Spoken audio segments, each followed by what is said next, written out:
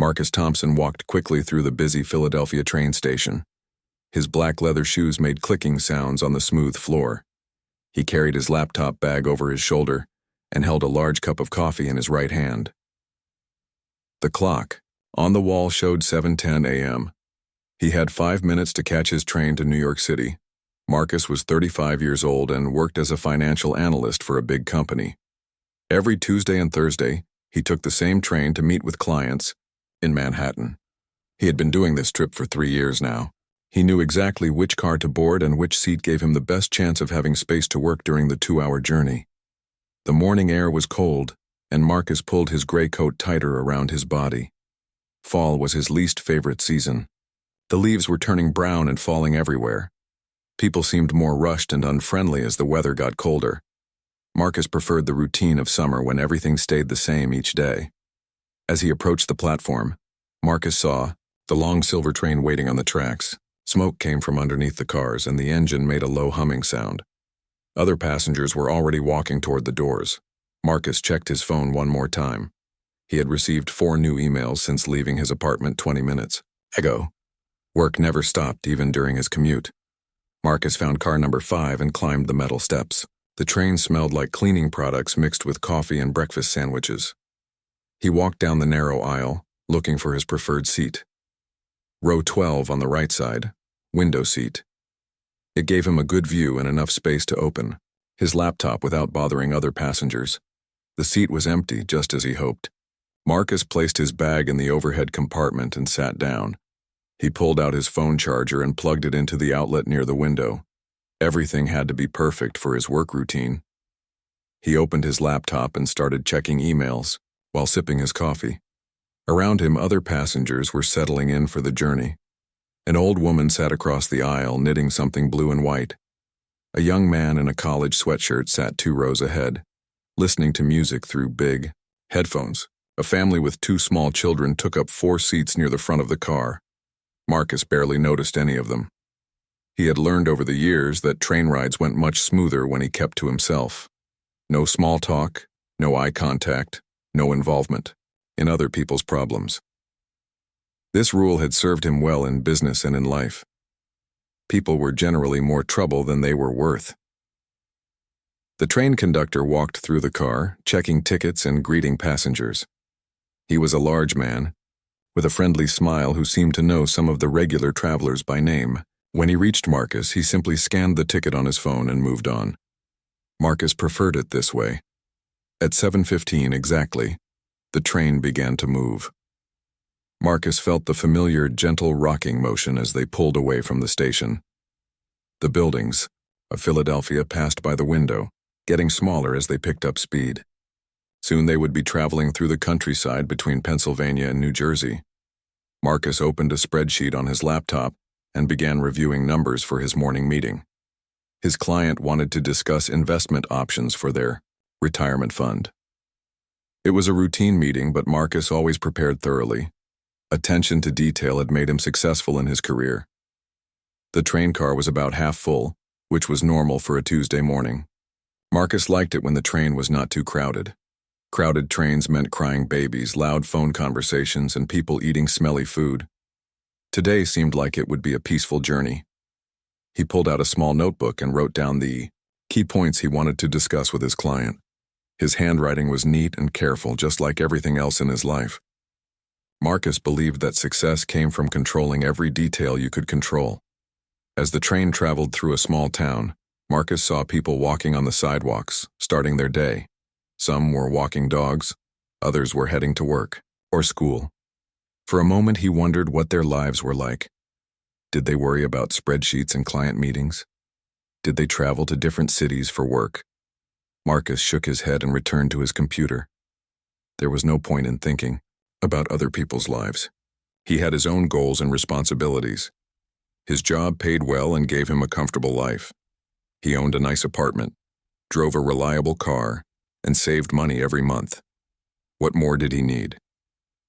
The train made its first stop in a small New Jersey town. A few passengers got off and several new ones got on. Marcus glanced up briefly as people walked past his seat, then returned to his work. He had 3 more emails to answer before they reached New York. Outside the window, the scenery changed from small towns to farmland. Brown and yellow fields stretched as far as he could see. In the distance, hills rose up against the gray morning sky. It was actually quite beautiful, but Marcus was too focused on his laptop screen to notice. The train picked up speed again, and the gentle rocking motion made Marcus feel drowsy. He had stayed up late the night before, working on a presentation for another client. Sometimes he wondered if he worked too much, but then he remembered his bank account balance and felt better about his choices. A woman's voice came over the train's speaker system, announcing that they were running on time and would arrive at Penn Station at 9:20 a.m. Marcus nodded with satisfaction. He would have plenty of time to grab another coffee and walk to his client's office. He closed his laptop and leaned back in his seat. The hardest part of his day was just beginning, but at least the train ride had been peaceful. In less than 2 hours, he would be in the middle of busy Manhattan, dealing with traffic, crowds, and the stress of city life. For now, though, he could relax and watch the countryside pass by his window. The train continued its steady journey, north, carrying Marcus and dozens of other passengers toward their destinations in New York City. Each person had their own reasons for making this trip, their own hopes and worries for the day ahead. Marcus did not know that this ordinary Tuesday morning would soon become a day he would never forget. The train had been moving for about 20 minutes when Marcus heard footsteps in the aisle behind him. He did not look up from his laptop screen. People were always walking back and forth to the bathroom or the snack car. It was just normal train noise that he had learned to ignore. The footsteps stopped near his row. Marcus could see from the corner of his eye that someone was standing in the aisle next to his seat. He continued typing, hoping whoever it was would move along quickly. He had important work to finish before reaching New York. "Excuse me, sir," said a deep, warm voice. "I'm sorry to bother you." Marcus looked up with annoyance. A tall African-American man was standing in the aisle holding a large black duffel bag. The man appeared to be in his 60s with gray hair and kind eyes. He was wearing casual clothes, dark jeans, a simple sweater, and comfortable walking shoes. Nothing about him looked fancy or expensive. "I was wondering if you could help me. Put this bag in the overhead compartment," the man said politely. "It's a bit heavy and I'm having trouble reaching up there." Marcus glanced at the bag, then back at his computer screen. He did not want to get involved. Helping strangers always led to more conversation, more requests, more problems. He had learned this lesson many times over the years. "Sorry," Marcus said without looking up again. "I don't help strangers. You should find someone else." His voice was cold and dismissive. He hoped the man would understand that the conversation was over. The older man stood there for a moment as if he was surprised by the response. Marcus could feel him looking down at him, but he kept his eyes on his laptop screen. The silence felt uncomfortable, but Marcus was determined not to change his mind. "I understand," the man said finally. His voice was still calm and polite, with no anger or frustration. "Thank you anyway." The man walked away down the aisle, still carrying his heavy bag. Marcus heard him stop a few rows back and ask someone else for help. This time, a young woman's voice answered cheerfully, saying she would be happy to help. Marcus felt a tiny bit of guilt, but he pushed it away quickly. He had made the right choice. Getting involved with strangers on trains was just asking for trouble. The man had found help from someone else, so everything worked out fine. He returned to his work, typing an email to his boss about the morning's meeting. But for some reason, he found it hard to concentrate. The man's voice kept playing in his head. There had been something familiar about it, though Marcus could not figure out what. Maybe it was just because the man had a nice speaking voice. Some people were born with voices that sounded good, like radio announcers or television news reporters. Marcus had always wished his own voice was deeper and more impressive. The train continued rolling through the New Jersey countryside. Marcus tried to focus on his spreadsheets, but he kept thinking about the encounter. Had he been too rude? Maybe he could have just said he was busy instead of being so cold about it. No, he told himself. Being polite just encouraged people to bother you more. It was better to be clear and direct from the beginning. That way everyone knew where they stood. About 10 minutes later, Marcus heard voices coming from the back of the train car. People were talking and laughing, but he could not make out the words. It sounded like several passengers were having a good time together. Marcus was curious, but he did not want to turn around and look. The talking continued for several more minutes. Marcus heard the same deep voice that had asked for his help earlier. The man seemed to be in the middle of whatever conversation was happening. Other passengers sounded excited and happy to be talking with him. Marcus wondered what they were discussing. Maybe the man was telling jokes or sharing interesting stories. Some people were just naturally good at making conversation with strangers. Marcus had never been one of those people. When he was younger, Marcus had tried to be more social and outgoing, but most of his attempts at friendship had ended badly. People always seemed to want something from him: money, favors, help with their problems. After a while, he decided it was easier to keep to himself. The voices from the back of the car got a little louder. Marcus heard the word amazing and someone saying thank you so much. It sounded like the older man was giving advice or sharing wisdom about something. Other passengers seemed very interested in what he had to say.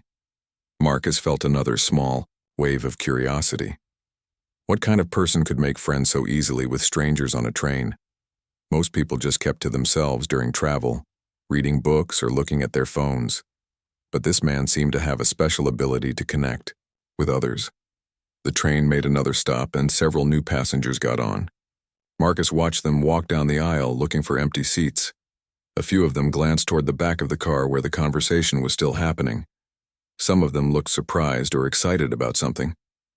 One of the new passengers, a middle-aged woman, stopped near Marcus's seat and pulled out her phone. She seemed to be taking a picture of something toward the back of the car. Marcus found this very strange. What could be worth photographing on a regular train ride? The woman sat down across from Marcus and immediately started texting on her phone. She looked excited and kept glancing back toward where the older man was sitting. Marcus could see her typing quickly, as if she was sharing news with someone. More passengers started pulling out their phones. Marcus heard the soft sound of camera phones taking pictures. This was getting very unusual. People did not normally take pictures of each other on trains unless something special was happening. Marcus began to feel like he was missing something important. The excitement in the car was growing, and it all seemed to center around the man who had asked for his help. But Marcus could not figure out what was so special about him. He tried to return to his work, but the mystery was bothering him. Who was this man? Why were people so interested in him? And why did his voice sound so familiar? The train began to slow down as it approached another station. Marcus saved his work and closed his laptop. They were getting closer to New York, and he needed to start preparing for his meeting. But as he put his computer away, he could not stop thinking about the encounter with the older man. Something about the whole situation felt significant, though he could not explain why. Marcus had a feeling that this train ride was going to be different from all his others. He just did not know how different it would turn out to be. Marcus put his laptop away and decided to stretch his legs. The train ride was more than halfway over, and sitting in the same position for so long was making his back stiff. He stood up and walked toward the front of the car, planning to get some water from the snack area. As he walked down the aisle, he could not help but notice the activity near the back of the car.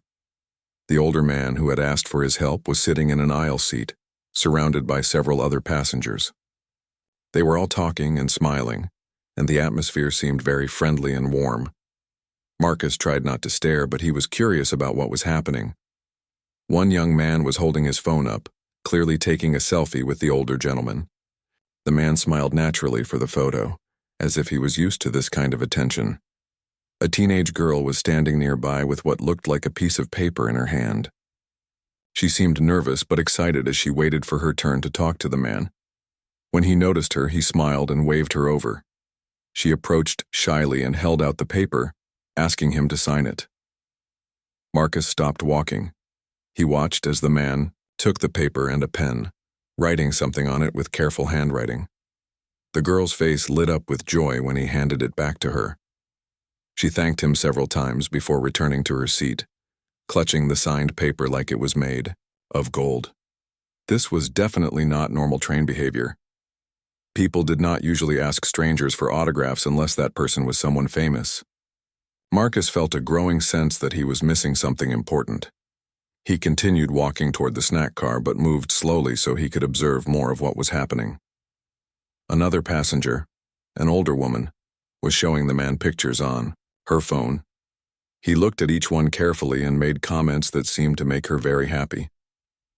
"My granddaughter is studying acting," Marcus heard the woman say. "She would be so excited to know I met you." "Tell her to keep working hard," the man replied. "The most important thing is to never give up on your dreams." Marcus paused near the water dispenser, pretending to look for change while he listened to the conversation. The man's voice was definitely familiar, but Marcus still could not place where he had heard it before. A businessman in an expensive suit approached the group. He looked embarrassed, but determined as he pulled out his phone. "I'm sorry to bother you," the businessman said, "but my wife will never believe I saw you unless I get a picture. Would that be okay?" "Of course," the man said warmly. "What's your wife's name?" "Jennifer," the businessman replied. The man posed for the photo, then looked directly at the camera. "Hi, Jennifer," he said. "Your husband is a very nice man." The businessman's face broke into a huge smile. "She's going to love this, thank you so much." Marcus was becoming more confused by the minute. This was clearly someone famous, but he could not figure out who it was. The man did not look like a musician or a sports star.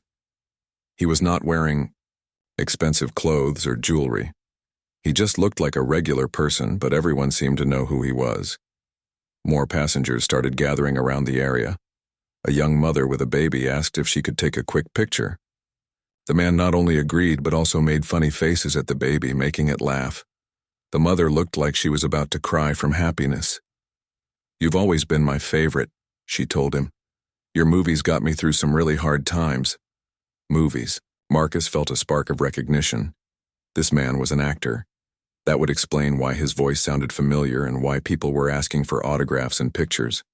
Marcus tried to think of which actor this could be. The man was tall, probably, in his 60s with a commanding presence despite his casual clothes. He had the kind of face that seemed trustworthy and intelligent. But Marcus could not remember seeing him in any specific movies. A college student approached with a notebook and pen. "Could you sign this for my film class?" she asked. "We're studying your work this semester." "What's your favorite film we've discussed?" the man asked as he signed the notebook. "Definitely Malcolm X," the girl replied immediately. "The way you prepared for that role was incredible." Marcus felt another jolt of recognition. Malcolm X. He remembered reading about that movie years ago. It was supposed to be an amazing performance by a very talented actor, but he still could not remember the actor's name. The man handed the notebook back to the student. "That was one of the most important roles of my career," he said. "Malcolm was a great man who deserves to be remembered." More pieces of the puzzle started falling into place in Marcus's mind. This was definitely a serious, respected actor. Someone who had played important historical figures. Someone who was known for preparing intensively for his roles. A train employee walked through the car, checking tickets. When he saw the crowd gathered around the actor, he smiled and nodded respectfully. "Good morning, sir," the employee said. "It's an honor to have you on our train." "Thank you," the actor replied. "You folks do a great job keeping these trains running smoothly." Even the train employees knew who this man was. Marcus was starting to feel embarrassed that he had not recognized him. This was clearly someone very famous and well-respected in the entertainment industry. An elderly man in a military jacket approached the group. The actor immediately stood up and shook his hand firmly. "Thank you for your service," the actor said sincerely. "Thank you for everything you've done for our community," the veteran replied. "You're a real role model." Marcus was impressed by how the actor treated everyone with the same level of respect and attention. He did not seem rushed or annoyed by all the attention. Instead, he appeared to genuinely enjoy meeting people and making them happy. A woman with 2 young children asked if they could meet the actor. He knelt down to talk to the kids at their eye level, asking them about school and their interests. The children were shy at first, but soon they were laughing and chatting with him like he was their grandfather. "Always listen to your parents," he told them. And remember that education is the most important thing you can have." Marcus watched this interaction with growing amazement. This man was not just famous, he was someone who clearly cared about making a positive impact on people's lives. The train began to slow down for another station stop. Marcus realized he had been standing by the water dispenser for almost 10 minutes just watching and listening. He needed to get back to his seat and prepare for his arrival in New York. But as he walked back down the aisle, he could not stop thinking about what he had witnessed. This actor, whoever he was, seemed like a genuinely good person, someone who used his fame to spread kindness and encouragement. Marcus felt a growing sense of regret about his earlier interaction. He had been rude to someone who was clearly worth knowing, someone who might have been interesting to talk with. As he sat back down in his seat, Marcus could still hear the conversations continuing behind him. The actor was telling stories and giving advice, making everyone around him feel special and important. Marcus opened his laptop again, but he found it impossible to concentrate on work. He kept thinking about the missed opportunity and wondering who this mysterious actor really was. Marcus tried to focus on his laptop screen, but his mind kept wandering back to the scene happening behind him. The conversations continued, and he could hear the actor's warm voice giving advice and sharing stories with passengers. Every few minutes, someone new would approach, and the same pattern would repeat: excitement, photos, autographs, and grateful thanks. The train was approaching the outskirts of New York City. Through his window, Marcus could see the familiar landscape changing from countryside to suburbs. Tall buildings appeared in the distance, and the train began making more frequent stops. Two women sitting in the row behind Marcus were talking quietly, but their voices carried in the small space. Marcus was not trying to listen, but he could not help hearing parts of their conversation. "I can't believe how nice he is," one woman said. "You always hear stories about celebrities being rude or stuck up, but he's nothing like that." "I know," her friend replied. "My daughter is going to flip when I tell her about this. She's watched Training Day probably 50 times. Training Day. Marcus knew that movie. It was a police drama from years ago about a corrupt cop. The main actor had won an Oscar for playing the villain. Marcus tried to remember who that actor was, but the name would not come to him. And he was so good in flight too," the first woman continued. "That scene where he's trying to land the plane, I was on the edge of my seat the entire time." Flight. Another movie Marcus remembered watching, about a pilot with drinking problems who had to make an emergency landing. The lead actor had been incredible in that role. Marcus could picture the performance clearly, but he still could not remember the actor's name. The women continued talking about different movies and performances. Each title they mentioned brought back memories for Marcus. He realized he had seen many of these films and had been impressed by the same actor's work multiple times. "Remember when he directed Fences?" one woman said. "That movie made me cry for hours. And the way he acted opposite Viola Davis? Just amazing." Fences.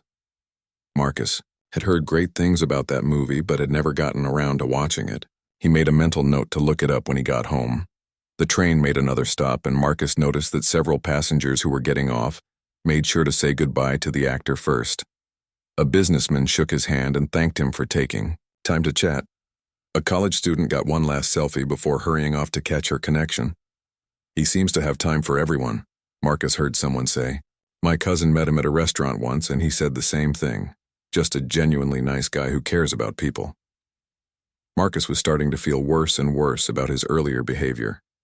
This was clearly someone special, someone who had built a reputation not just for great acting, but for being a good person.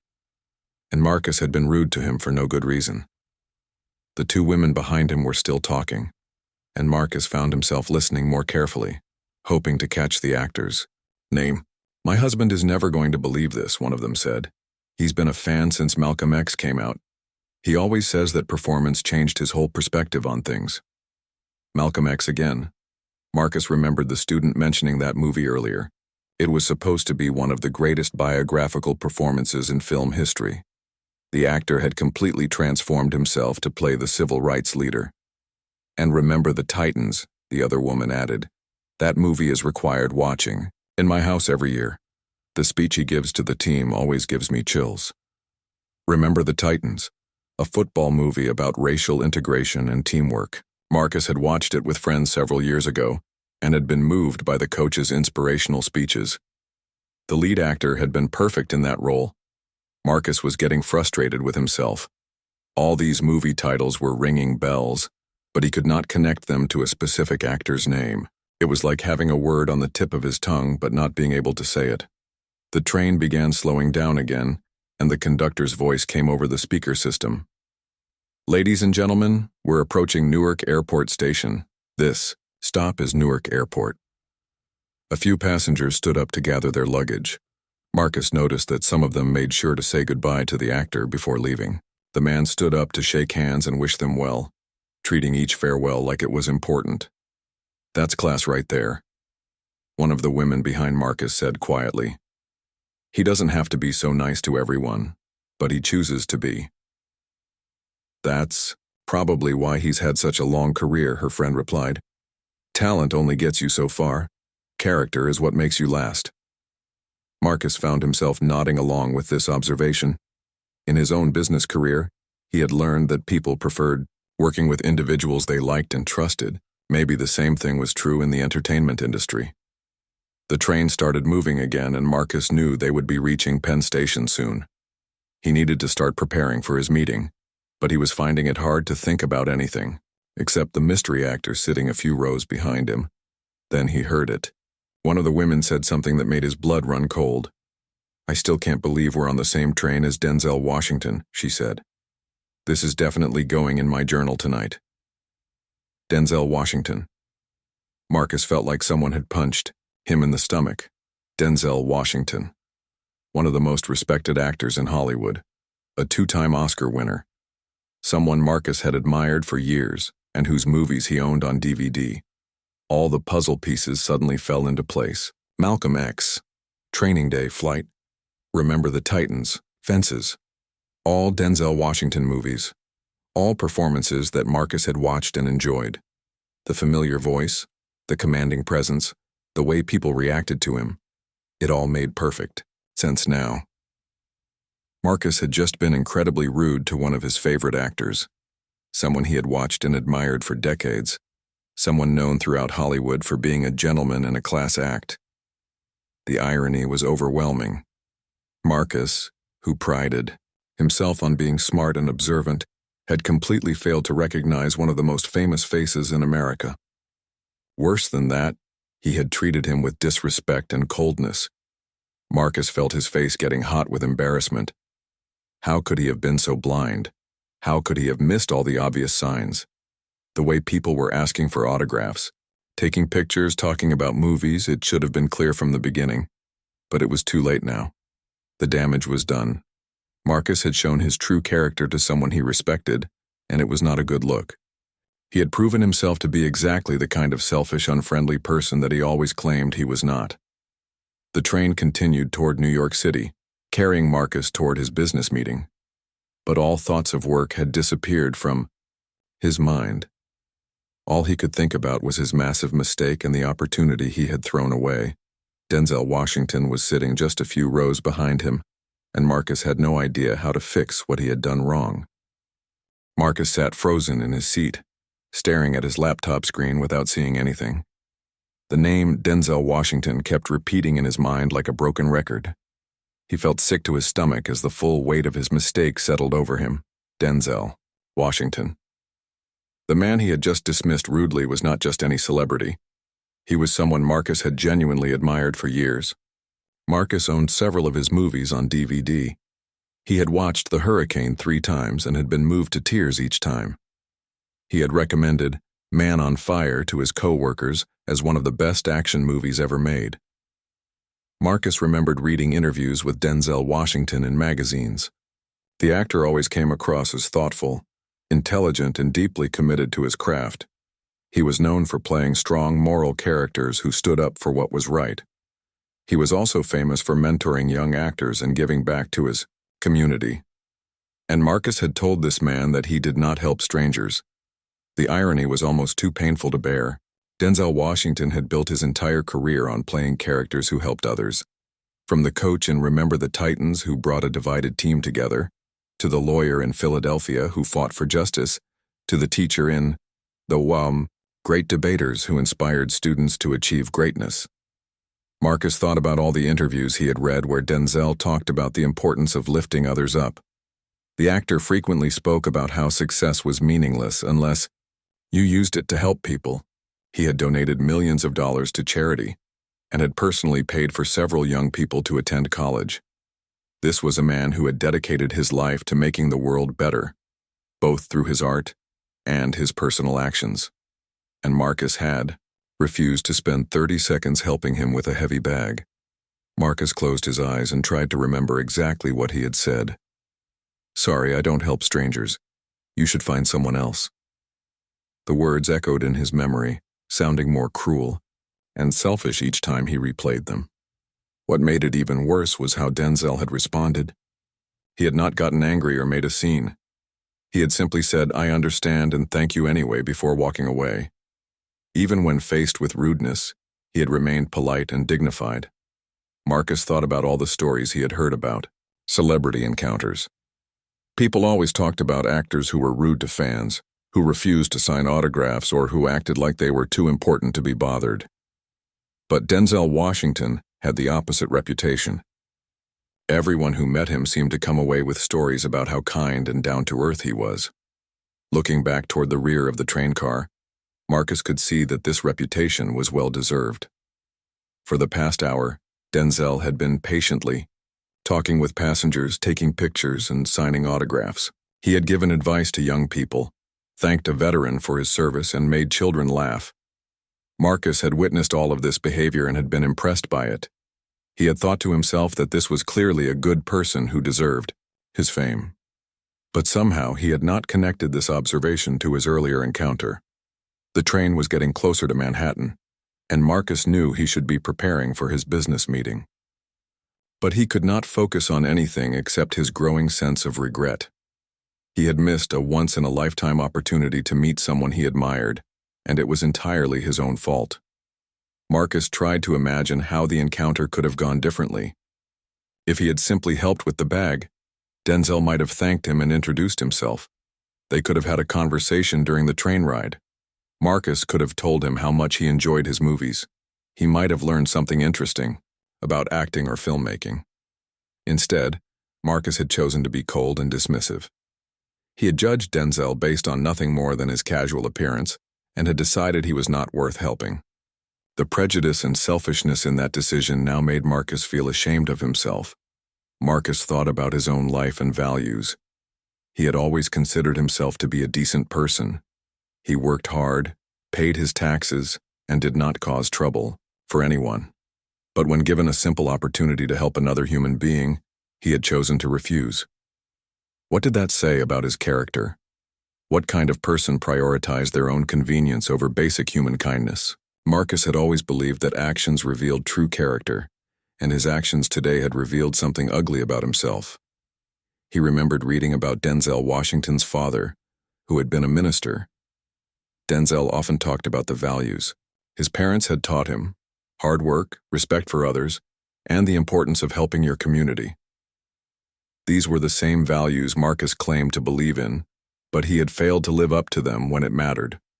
Marcus also thought about Denzel's famous speech at the University of Pennsylvania, where he had told graduates to put God first, everything else will follow. The actor had talked about the importance of serving others and using your talents to make a positive difference in the world. Here was someone who had achieved incredible success but had never forgotten where he came from or stopped caring about other people. And Marcus had treated him like he was not worth 30 seconds of effort. The contrast between Denzel's character and his own behavior made Marcus feel terrible about himself. He realized that he had been living his life in a very small, selfish way. He had built walls around himself to avoid inconvenience, but those same walls had also blocked out opportunities for connection and growth. Marcus looked around the train car at the other passengers. Many of them were still talking about their encounter with Denzel Washington. Their faces were bright with excitement and happiness. They would remember this day for the rest of their lives as the time they met a famous actor who turned out to be even nicer than they had hoped. Marcus would remember this day too, but for completely different reasons. This would be the day he learned something uncomfortable about himself and realized that he needed to make some changes in his life. The train began to slow down as it entered the tunnel leading to Penn Station. Marcus could see the lights of Manhattan through the window. In a few minutes, everyone would be getting off and going their separate ways. Denzel Washington would continue on with his day, probably meeting other people and spreading the same kindness he had shown to everyone on the train. He would likely forget all about the rude passenger who had refused to help him, but Marcus knew he would never forget this encounter. The shame and regret he felt right now would stay with him for a long time. The question was whether he would learn from this experience or simply file it away as another uncomfortable memory. As the train pulled into Penn Station, Marcus made a decision. He was going to try to apologize to Denzel Washington before they got off the train. It might be too late to fix his mistake, but at least he could acknowledge it and try to make amends. The question was whether he would have the courage to actually do it. The train slowly rolled into Penn Station, and Marcus could hear the familiar sounds of the city outside. Brakes squealed softly as the huge train came to a complete stop. The conductor's voice came over the speaker system, announcing their arrival in New York City and reminding passengers to check for their belongings. Marcus packed his laptop into his bag, but his movements felt mechanical and distant. His mind was still focused on what he had witnessed during the past hour and what he had learned about himself. The business meeting that had seemed so important this morning now felt trivial compared to the personal revelation he was experiencing. Around him, other passengers began standing up and reaching for their luggage. Marcus could hear excited conversations continuing as people prepared to leave the train. Many of them were still talking about meeting Denzel Washington, sharing phone numbers so they could send each other the photos they had taken. Marcus turned slightly in his seat and looked back toward where Denzel was sitting. The actor was standing, now helping an elderly woman get her bag down from the overhead compartment. Even as he was preparing to leave, he was still looking out for other people. A young man approached Denzel with his phone, asking for one more quick photo. Denzel smiled and posed, then put his hand on the young man's shoulder. "Keep working hard on your dreams," Marcus heard Denzel say. "Don't let anyone tell you that you can't make it." The young man's face lit up with inspiration. "Thank you so much," he said. "This means everything to me." Marcus watched this interaction with a growing sense of loss. He was seeing firsthand the kind of positive impact that Denzel had on people. The actor was not just taking photos and signing autographs. He was genuinely encouraging people and making them feel valued. A mother with 2 small children was struggling to gather all their belongings. Without being asked, Denzel reached down and picked up a stuffed animal that had fallen on the floor. He handed it to the little girl with a warm smile. "Don't forget your friend," he said gently. The little girl giggled and hugged the stuffed animal tighter. "Say thank you to the nice man," the mother prompted. "Thank you," the little girl said shyly. "You're very welcome, sweetheart," Denzel replied. He looked at the mother. "You have beautiful children." The mother beamed with pride. "Thank you so much. They're going to remember this forever." Marcus felt a sharp pain in his chest as he watched this scene. This could have been him. He could have been one of the people sharing a moment with someone he admired. Instead, he was sitting alone, watching from a distance like an outsider. More passengers were filing past Denzel, and many of them stopped to shake his hand or say goodbye. He had somehow managed to connect with dozens of people during a simple train ride. Each person walked away looking happier than when they had arrived. Businessman who had been sitting near the front of the car approached Denzel as they were leaving. "I just wanted to thank you," the businessman said. "My teenage son is going through a tough time right now, and your movies have really helped him, especially The Pursuit of Happiness. He watches it whenever he's feeling down." "That's a great movie," Denzel replied. "But Will Smith was the star of that one, not me." The businessman laughed. "You're right, I'm thinking of The Book of Eli. That's the one my son loves." "Tell your son to keep his head up," Denzel said seriously. "Being a teenager is hard, but it gets better. And tell him that someone he's never met believes in him." The businessman looked like he might cry. "I will definitely tell him that, thank you." Marcus felt another wave of regret wash over him. Denzel was using his fame and influence to spread hope and encouragement wherever he went. He was making a real difference in people's lives, one conversation at a time. The aisle was getting crowded as passengers lined up to exit the train.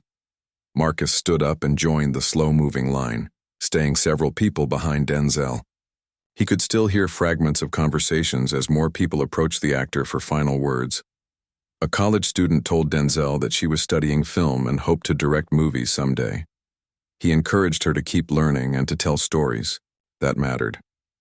An older man mentioned that he was a veteran, and Denzel thanked him for his service and asked about his experiences. Each interaction was brief but meaningful. Denzel gave every person his full attention, making them feel like they were the most important person in the world for those few moments. Marcus thought about his own career and how he interacted with people.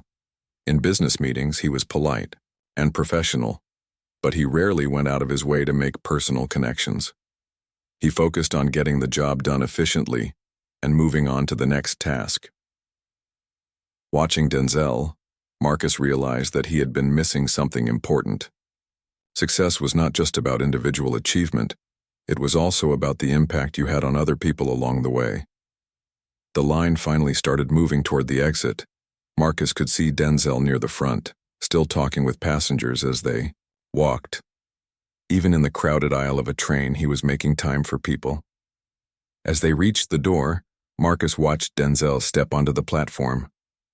Several passengers followed him, still hoping for a few more moments of conversation. The actor was patient with all of them, taking time to chat even though he probably had places to be. Marcus stepped off the train and into the busy Penn station. The platform was crowded with travelers rushing in all directions. He could see Denzel a short distance away, surrounded by a small group of people from the train. This was Marcus's chance. If he was going to apologize, it had to be now. Once Denzel left the station, the opportunity would be gone forever. But Marcus hesitated. What would he say? How do you apologize to someone famous for being rude? Would Denzel even remember their brief encounter from earlier in the trip? Marcus stood frozen on the platform, watching as the group around Denzel slowly dispersed. People were saying their final goodbyes and heading off to their destinations. Soon, Denzel would be alone and would probably leave the station. Marcus took a step forward, then stopped again. His heart was pounding and his mouth felt dry.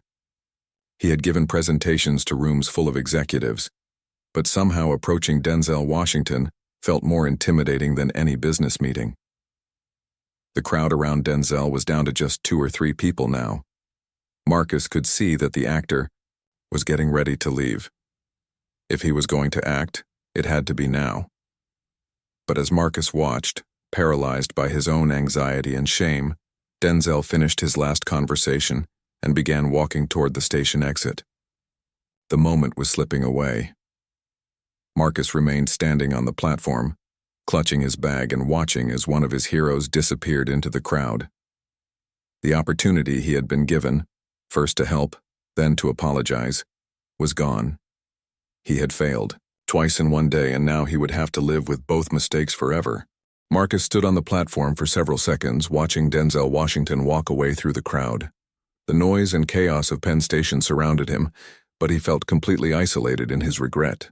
His chest felt tight, and he could barely breathe as he realized he was about to let this opportunity slip away forever. Something inside Marcus suddenly snapped into action. He could not live with himself if he did not at least try to make this right. His legs started moving before his mind had fully decided what to do. "Wait," Marcus called out, pushing through the crowd of travelers. "Excuse me, sir." "Wait." Denzel was about 20 feet ahead, walking toward the main concourse of the station. He must have heard Marcus calling because he stopped and turned around. His expression was curious but patient as Marcus hurried to catch up with him. Marcus reached. Denzel, slightly out of breath, his heart pounding from both the quick walk and his nervousness. Up close, he could see that Denzel was even more impressive in person than he appeared in movies. He had a presence that was both powerful and gentle at the same time. Yes? Denzel said politely, giving Marcus his full attention. Marcus suddenly realized he had no idea what to say. He had acted on impulse, driven by guilt and regret, but he had not prepared any words. He stood there for a moment, looking into the face of one of his favorite actors, feeling completely tongue-tied. I wanted to apologize, Marcus finally managed to say. From earlier on the train, you asked me to help you with your bag and I was rude to you. Denzel's expression shifted slightly, showing recognition. Oh yes, I remember, he said. His voice remained warm and showed no trace of anger or resentment. I told you I don't help strangers, Marcus continued, the words tumbling out quickly. That was wrong of me. I should have helped you, and I'm sorry for the way I acted. Denzel nodded thoughtfully. I appreciate you taking the time to apologize, he said. That takes character. Marcus felt a wave of relief, but also increased shame. I have to admit I didn't know who you were when you asked for help. I found out during the train ride, but that's not why I'm apologizing, or at least, it shouldn't be the only reason. You don't need to know who someone is to help them, Denzel said gently. That's true, but it sounds like you've been thinking about that. I have, Marcus said. I've been watching you for the past hour, seeing how you treat people, how kind you are to everyone, and I realized that I've been living my life in a really selfish way. Denzel studied Marcus's face carefully. What's your name? He asked. Marcus Thompson, Marcus replied. Marcus, can I ask you something? Denzel said. When you told me you don't help strangers, what were you thinking in that moment? Marcus considered the question seriously. I was thinking that I didn't want to be bothered. I was focused on my work, and I didn't want to get involved with someone else's problems. I've always believed that keeping to yourself is the safest way to live. And what do you think about that philosophy now? Denzel asked. I think it's a lonely way to live, Marcus said honestly. And I think I've been missing out on a lot of good experiences because of it. Denzel smiled slightly. You know, Marcus, I've been acting for a long time, and I've played a lot of different characters. But the roles that have meant the most to me are the ones where the character learns to connect with other people. Like Coach Boone in Remember the Titans. He had to bring together players who didn't trust each other. Marcus nodded. I love that movie. The way he got them to work as a team was incredible. It wasn't easy for him, Denzel continued. He had to break down walls that people had built to protect themselves. But once those walls came down, something beautiful happened. They became stronger together than they ever could have been alone. Marcus felt like Denzel was speaking directly to his situation. I think I've built some walls around myself, he admitted. We all do, Denzel said. The question is whether we're willing to tear them down when we realize they're not serving us anymore. A few people walking by recognized Denzel and slowed down, hoping to approach him. But he kept his attention focused on Marcus, making it clear that this conversation was important to him. Can I tell you something, Marcus? Denzel said. When you refused to help me earlier, it did sting a little. Not because of who I am, but because I was genuinely struggling with that bag. I really did need help. Marcus felt terrible hearing this. I'm so sorry. I should have helped you regardless of anything else. But here's the thing, Denzel continued. You came after me to apologize. You could have just gone on with your day and never thought about it again. The fact that you didn't tells me something good about your character. I don't feel very good about my character right now, Marcus said. Character isn't about being perfect, Denzel said. It's about recognizing when you've made a mistake and trying to do better. You're doing that right now. Marcus felt tears forming in his eyes. I've admired your work for years. I own several of your movies. And when I had a chance to meet you properly, I blew it because I was too selfish to spend 30 seconds helping another human being. You're meeting me properly right now, Denzel said with a smile. This conversation we're having, this is real. This matters more than helping with a bag. Really? Marcus asked. Really, Denzel confirmed. You know what I remember most about people? Not whether they knew who I was or whether they asked for an autograph. I remember how they treated me as a person. And right now, you're treating me with honesty and respect." Marcus wiped his eyes, feeling both embarrassed and grateful. "Thank you for saying that, and thank you for taking the time to talk with me. I know you must have places to be." "I do," Denzel said, "but this was worth stopping for. You know why?" "Why?" Marcus asked. "Because I can see that you're going to be different after today. You're going to treat people better. And that's going to have a ripple effect. The people you help will be more likely to help others, and so on. That's how the world gets better, one person at a time." Marcus felt a profound sense of hope and determination. "You're right. I am going to be different." Denzel reached out and shook Marcus's hand firmly. "I believe you will be." "And Marcus?" "Yes?" "The next time someone asks for help, I think you'll be ready." As Denzel walked away into the crowd, Marcus stood in Penn Station feeling transformed. He had come to New York for a business meeting, but he was leaving with something much more valuable: a new understanding of what it meant to be a good person.